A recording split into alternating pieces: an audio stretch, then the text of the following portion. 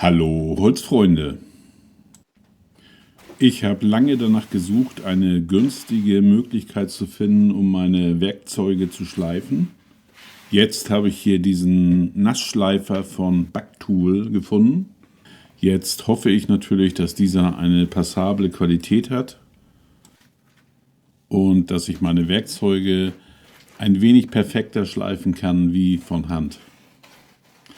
Dieses Video ist kein gesponsertes Video. Ich habe mir das Gerät selber gekauft und ihr seid von Anfang an dabei und ich wünsche euch jetzt viel Spaß bei diesem Video. So, dann wollen wir doch mal schauen, was in diesem Wunderpaket drin steckt. Ich finde hier so eine Kurzanleitung, dann ein Winkeleinsteller, mit dem soll man den Schleifwinkel in Relation zur Schleifscheibe einstellen können. Dann gibt es hier noch ein paar Schrauben, da schauen wir später, wofür die sind. Und ein Werkzeugklemmhalter.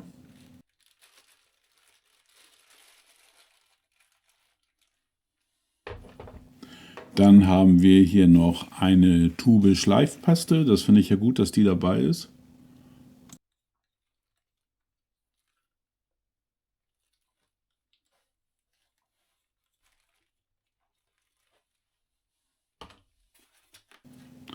Das ist etwas Schwereres. Mal schauen, was da drin ist. Das sieht mir so aus, als wenn das ein Abziehstein ist. Ja, ein Abziehstein.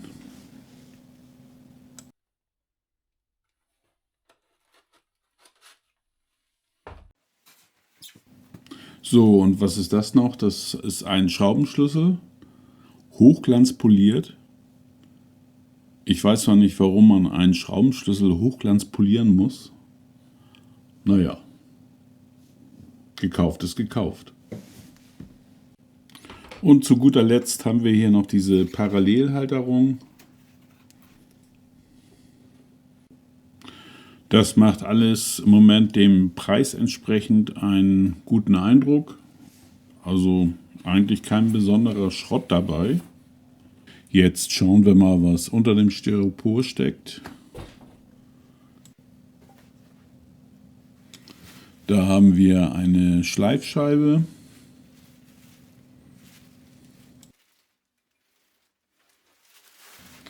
Das ist eine 10 Zoll Schleifscheibe, also 250 mm im Durchmesser mit einer Körnung von 220.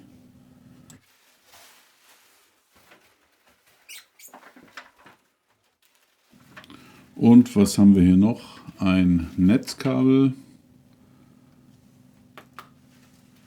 nochmal eine Werkzeughalterung und den Wasserbehälter.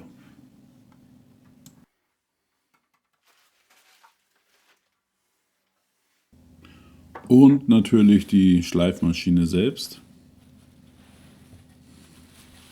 Schön klein und kompakt. Und gleich mit einem Griff zum Wegheben. Ja, dann wollen wir die Maschine mal zusammenbauen oder den Schleifstein raufschrauben.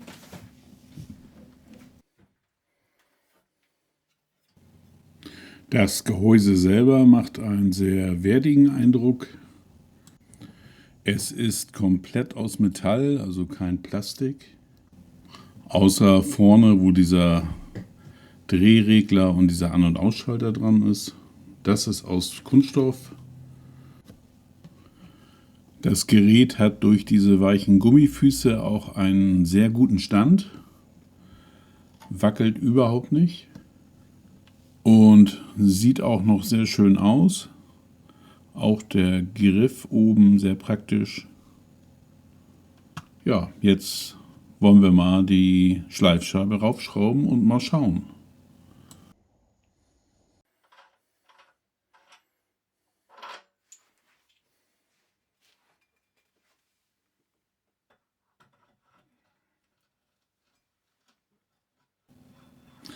Sie passt also sehr stramm rauf, also kaum Luft oder Spiel zu erkennen.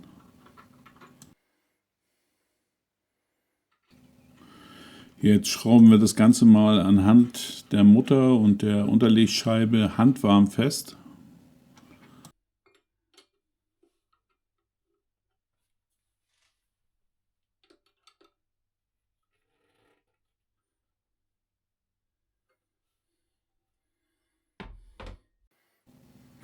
Der Wasserbehälter ist aus hartem Kunststoff, also nicht so wabbelig wie bei vielen anderen Schleifgeräten.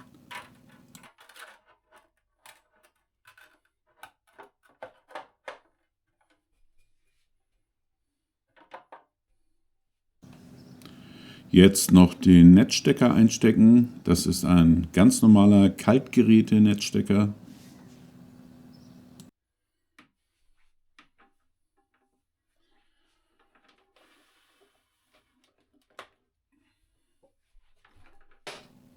Und dann schalten wir das Gerät mal ein, um zu schauen, was es sagt.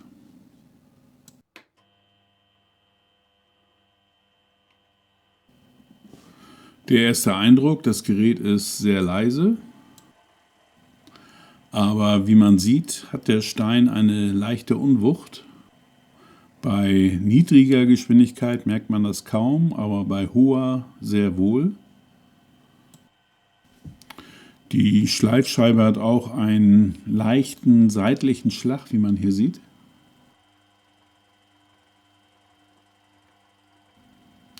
Den werde ich jetzt mit ganz einfachen Mitteln entfernen. Um die Position des Schlags zu ermitteln, nutze ich hier so einen ganz normalen Bleistift, lege ihn auf dem Gehäuse auf und führe ihn ganz leicht gegen die Schleifscheibe.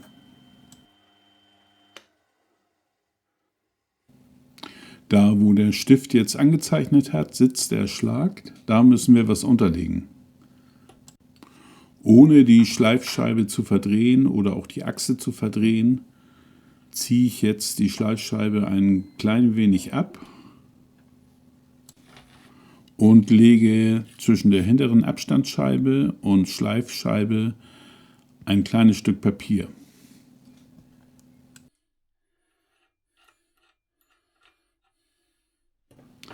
Das langt meistens schon aus, dass der Rundlauf oder vielmehr der Seitenschlag einigermaßen okay ist.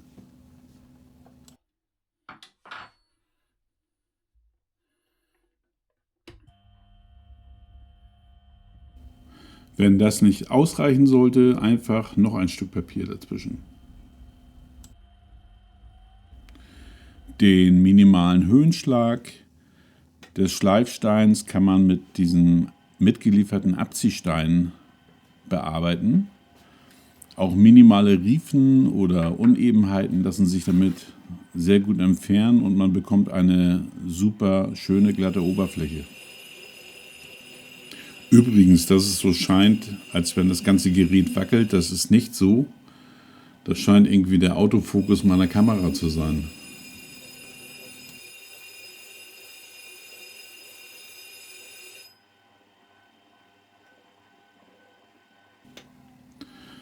Der Halter für das Werkzeug scheint zwar etwas günstig zu sein, aber ist funktional. Er hält das Werkzeug sicher fest.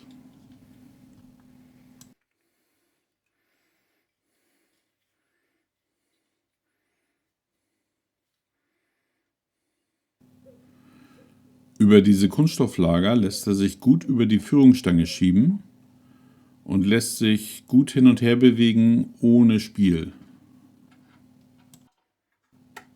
Den Schneidenwinkel stellt man jetzt über diese Höhenverstellung ein.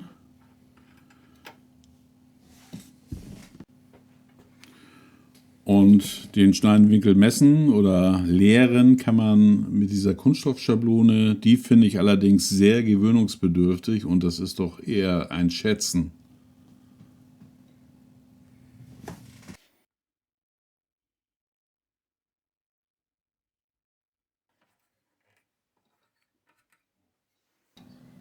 So, und jetzt können wir anfangen mit dem Schleifen.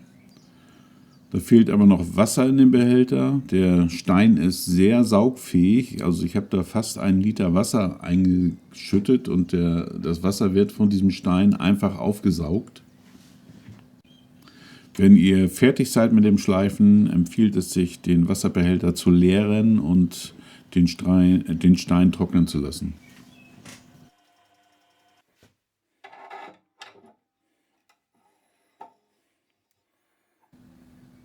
Den Stein kann man in beide Drehrichtungen drehen lassen und die Maschine hat eine stufenlose Geschwindigkeitseinstellung über einen Drehregler.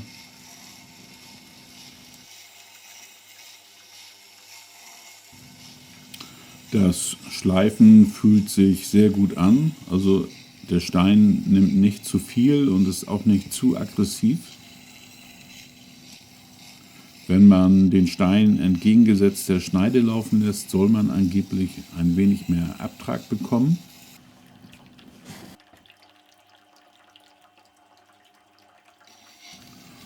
Und was mich positiv überrascht ist, dass bei diesem Wasserbehälter eigentlich kein Tropfen daneben geht beim Schleifen. Der Arbeitsplatz ist komplett trocken. Ja, und das Ergebnis an dem Stechbeitel kann sich wirklich sehen lassen. Das ist eine schöne, saubere, geschliffene Fläche. Ja, und jetzt geht's ans Abziehen und Polieren der Schneide. Das passiert hier auf der rechten Seite. Dort ist eine Scheibe mit einer Lederbespannung. Die finde ich persönlich qualitativ nicht so gut gemacht. Wirkt ein wenig günstig oder billig. Gut finde ich, dass diese Polier- oder Schleifpaste mit im Lieferumfang vorhanden ist. Jetzt wollen wir das Leder mal ein wenig damit benetzen. Und dann können wir auch schon loslegen mit dem Polieren. Ziel ist es, den etwas aufgebürdelten Grat an der Schneide zu entfernen. Und das möglichst sanft, ohne dass da irgendwelche Ausbrüche oder so an der Schneide passieren.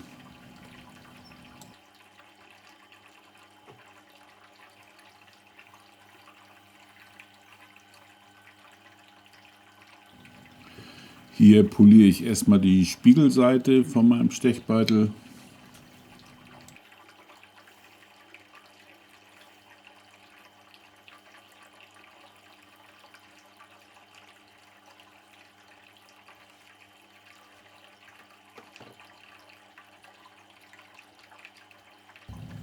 Und jetzt ist die Schneide dran.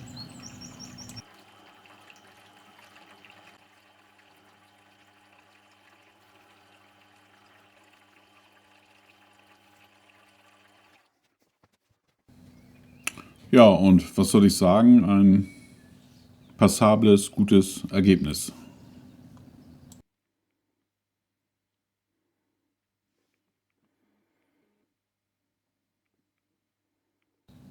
Ja, und scharf ist er ebenso, hier in einem schönen Stück Eiche, Hirnholz, lässt sich ohne viel Druck schneiden.